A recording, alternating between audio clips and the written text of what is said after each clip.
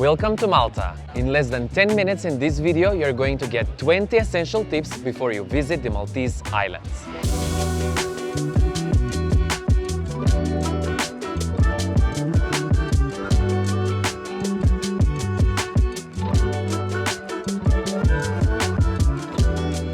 Let's begin with the very first essential tip when you should visit Malta. For those of you who would like to have less crowded areas, definitely you need to visit Malta between the months of January and end of May. Even the prices of hotels, accommodation, Airbnb are way more cheaper rather than the summer season. And as well, there is less traffic on the roads. However, the only downside of visiting Malta over this period of time is that you might potentially end up having several days filled with rain.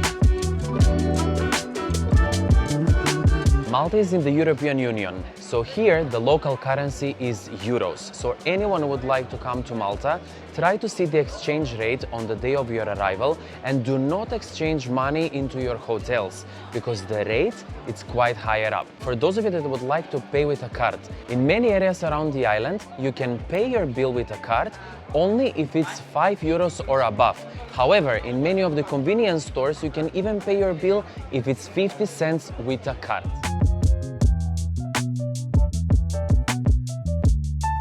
Now, talking about money and credit cards. When you're withdrawing money in Malta, try to use the local banks. The yellow boxed ATMs are having quite a higher service charge than the local banks themselves.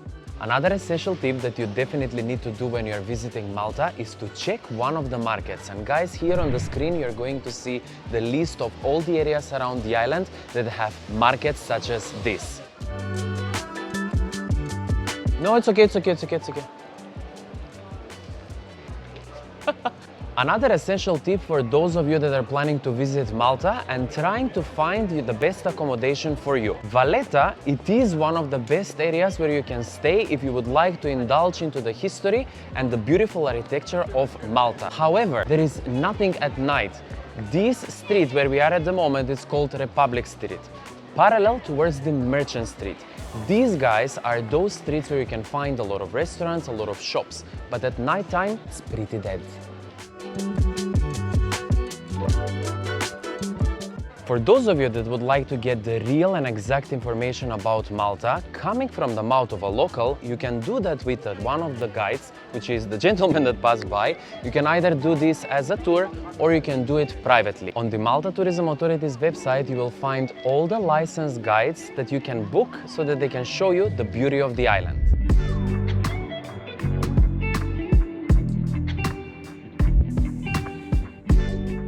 Let's talk about your length of stay in Malta. In my humble opinion, I believe that 7 days it's enough for you in Malta to see all the touristic stuff. However, you need to dedicate at least one whole day to visit Gozo, which is the sister island of Malta. Now let's move on and let me give you 3 tips in a row about the areas where you should stay in Malta.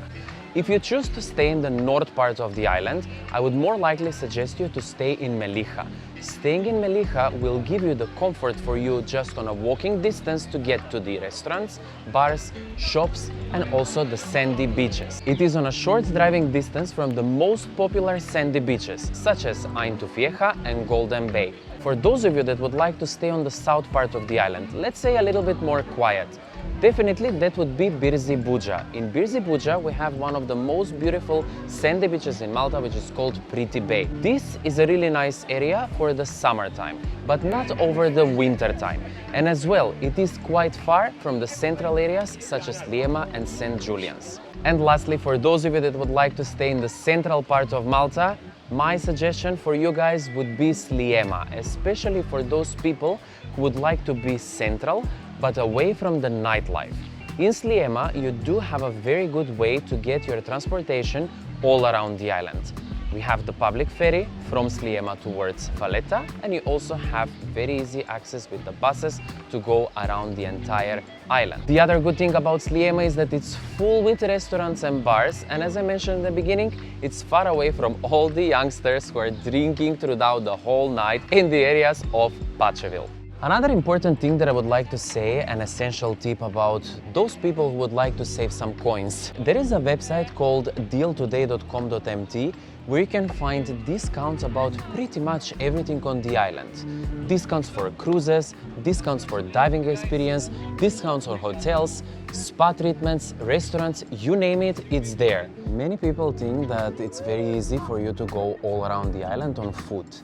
In reality, for certain areas, yes. So a tip over here would be, if you want to walk all around the island, make sure to check on Google whether these areas are accessible for people to walk around or no.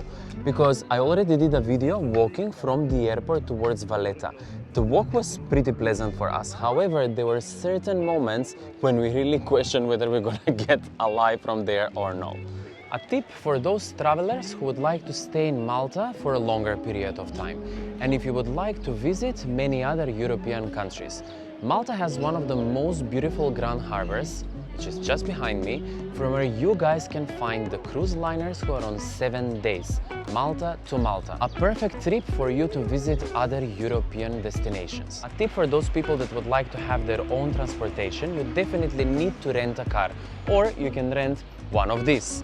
Renting a car in Malta, you will need to put an excess of a certain amount of money just in case of any damages. Of course, you need to be 18 years above and you need to have a valid driving license. The only downside about this is that it's quite difficult over the summertime to find parking, especially if you are in the prime locations. And from the other hand, we do have taxis. Speaking about the taxis, guys, you can get one of the taxis at the back, which are the white taxis at the airport or any other prime locations around the island, such as Valletta, Mdina, Sliema and St. Julian's. You can bargain the prices with the drivers, but before your trip. However, the most affordable taxi rides on the island, you will find them on the applications such as Bolt and Uber. And for those people that they do have disabilities and are walking... Hi! And for people with disabilities, you can always use the oldest taxi service in Malta called e-cabs, where you can get a special van designed for people with a wheelchair. And the tips when it comes to using the public buses in Malta: number one, do not follow the timetable that you will find on the actual bus stops. In reality, you need to follow the public transport schedule that you will find on the italinia.com.mt website. A ticket available for 2 hours in Malta, it's only €2. However, if you would like to save, you can buy a card of €21 that allows you to go on the buses unlimited for 7 consecutive days. But please pay attention that you cannot use this card for the direct buses, which they start with the letters TD. In case it happened for you to stay on a longer period of time here on the island and you do not want to go into a supermarket, a very essential tip for you here is going to be the Volt application, from where you can order your groceries from the available supermarkets on the application for only €10 for a delivery. And for those people that are going to rent a car here on the island, you need to pay attention that we are driving here on the left-hand side and the steer wheel in the cars, it's on the right-hand side. So it takes quite several hours until you get used to the roads that are here in Malta. Something very important that many people are wondering whether... That's alright. Go in 3, 2, 1. Another very important thing that many people are wondering, do you need to tip in Malta or the tips are already on the bill as a service charge? We do not have such a thing as a service charge on the bill, guys, so the tipping, it's according to you whether you enjoy the service from your waiters or no. And finally, we are coming to the final essential tip for people who are trying to visit Malta, and this is about the pharmacies. The pharmacies on the island, they're open from Monday to Saturday. However, on a Sunday, they work on a schedule, and I'm gonna insert it over here on the screen so that you guys can know when the pharmacies are open.